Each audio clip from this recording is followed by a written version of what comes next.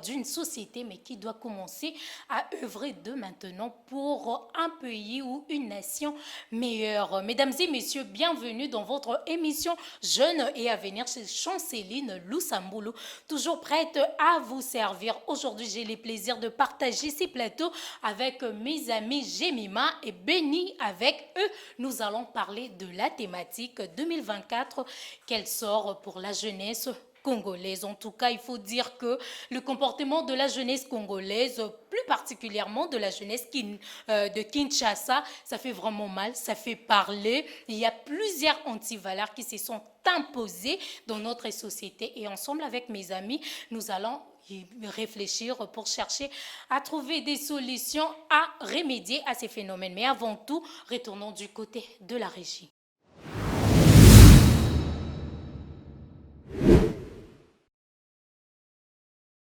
Merci beaucoup la technique pour cet élément. Je m'en vais en tout cas si vite pour gagner le temps du côté de mes amis parce qu'aujourd'hui avec eux nous allons beaucoup parler. Bonjour les amis. Bonjour Chancel.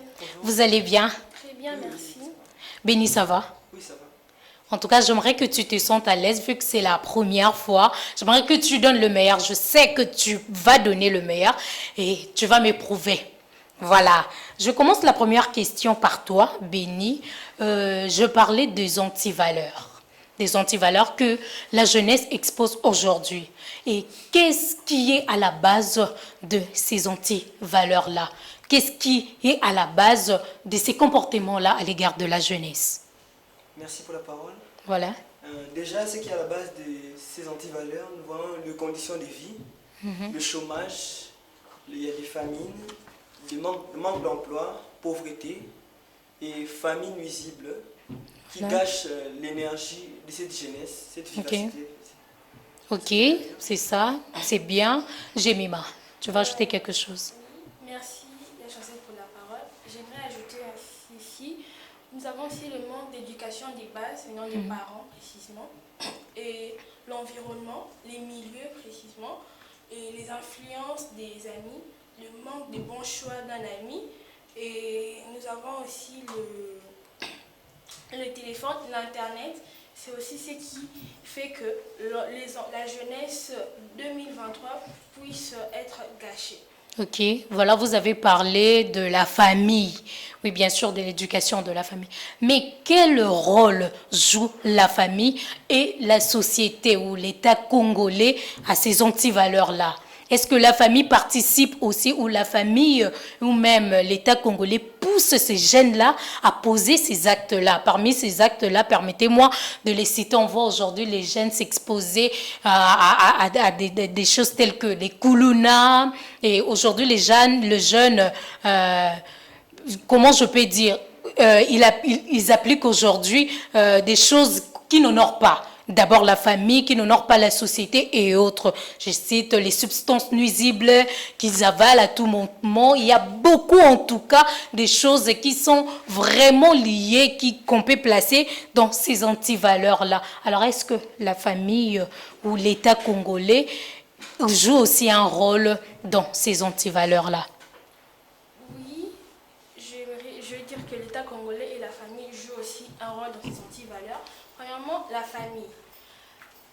Précisément la famille restreinte. Les parents ne s'imposent plus aux enfants. Okay. Les parents ont perdu le sens de l'autorité venant des enfants. Okay. Parce qu'il y a aussi certains parents qui se comportent maintenant comme des rebelles. Ils ne sont plus des exemplaires venant de leurs enfants. Exactement. Parce qu'un parent doit être exemplaire afin que l'enfant puisse suivre la route que tu as mise. Et l'État congolais, je veux dire, l'État congolais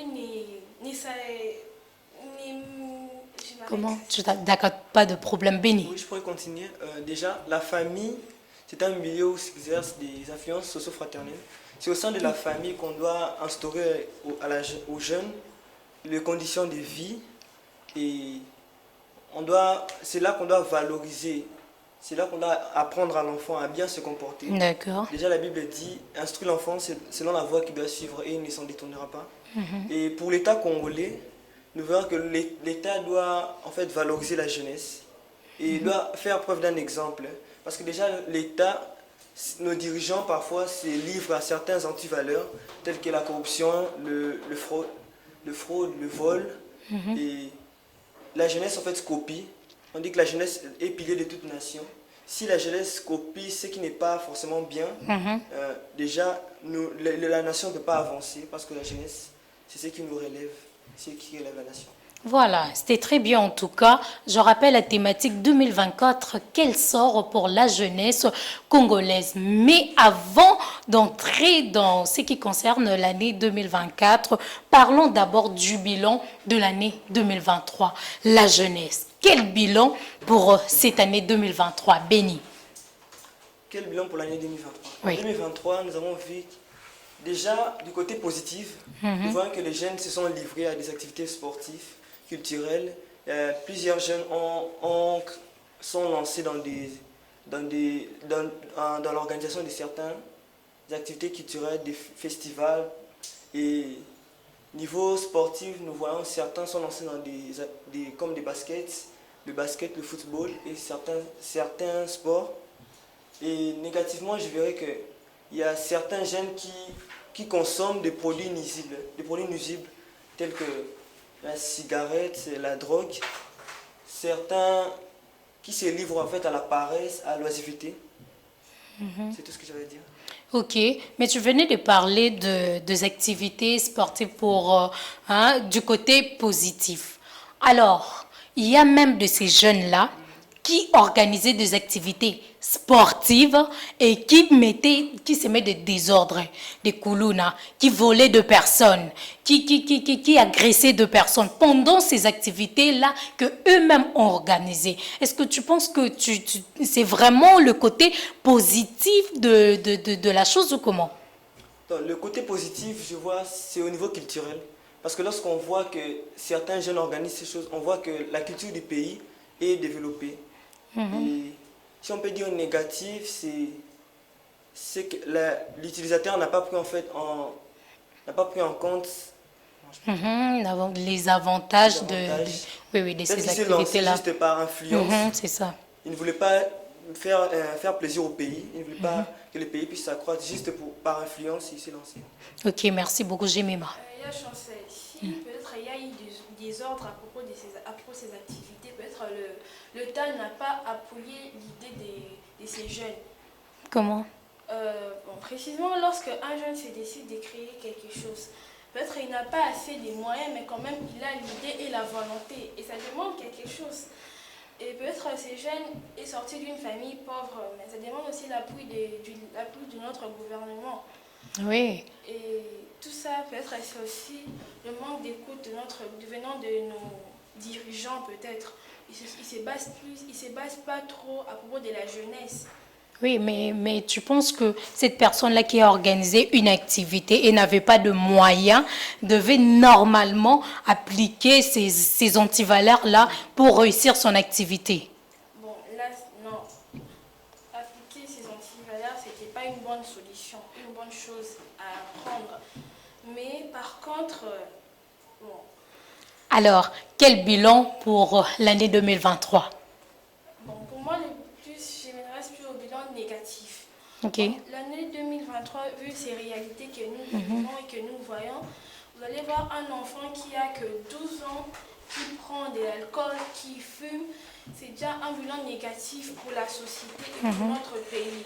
Les filles se sont basées plus sur des réseaux sociaux en montrant, en dévoilant leur corps, et ce qui n'est pas déjà bien, qui n'est pas correct. Et les jeunes, les jeunes sont devenus des bandits, ils ne respectent plus les parents, c'est ce que nous remarquons plus en l'an 2023. Et que ce soit filles ou garçons, ils se focalisent plus à des choses immatures, à des choses qui peuvent normalement rien leur apporter demain. C'est ça ce que j'ai remarqué côté négatif. Ok, c'est bon.